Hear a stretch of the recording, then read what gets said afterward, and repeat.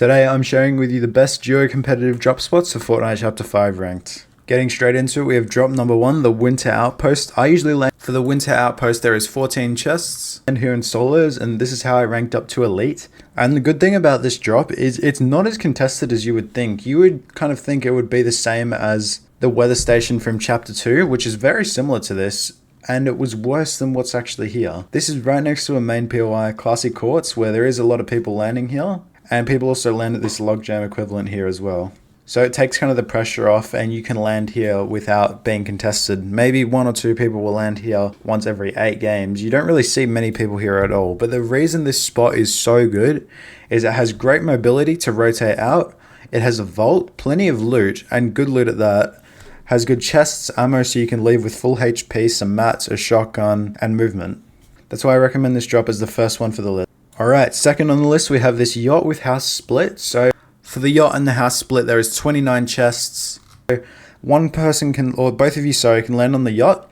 You take backside or you both take front side because people do contest this. This is if you do want to look for those kills off spawn. It is a bit of a pain to fight on top, but if you can try to land inside and grab a gun securely with your teammate, you can probably kill someone. And the reason you either want to both land backside or both land frontside is because then you can 2v1 someone and slowly pick off a team rather than both being picked off yourselves. And the reason this drop's really good and I recommend it is it has 2 launch pads for either way you want to rotate out and a zip line to rotate to the split, which you guys can both loot.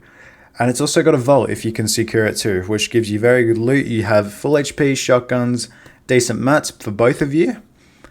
And if you guys are still not full HP and you want to save your meds, you would rotate over to this house, and this has so many slurp barrels. Yeah, this is what I mean. Look at all of these slurp barrels in here, and you just break the floors and both of you will guaranteed be 100 HP.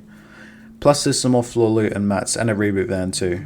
Third on this list is the crate factory. The reason I'm suggesting this one is it's a really common spot, to be fair, but if both of you can secure it and make sure no one is contesting you from any of these other outside POIs, you'll be really rewarded for it because you get the hot drop drones and then you'll be able to break those and most likely get some blue or purple loot to potentially get the medallion from fencing fields or go into Pleasant and look for more kills. It just gives you a lot of options once you do have those good hot drop drones, which were in the OG season as well.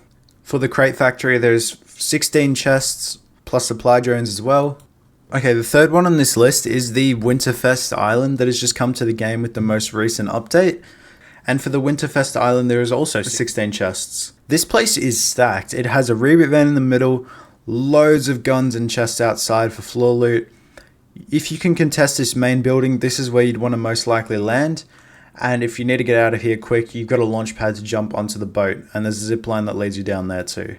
But if you don't really get anyone on here, you can literally take this and split to this house here. This is a good solo drop. Or to this part with all of the small yachts. And you can just rotate out of here really easily. But not many people know about this just because it's only just been introduced to the game. And not many people really land here, which is really good for how much loot is actually here.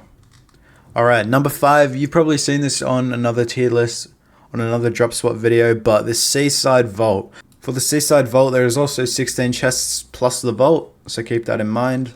This is actually really good. This could even be a trio drop spot. That's how much loot there is here. And this is another one that is contested quite a lot. The same with the yacht, which I mentioned earlier.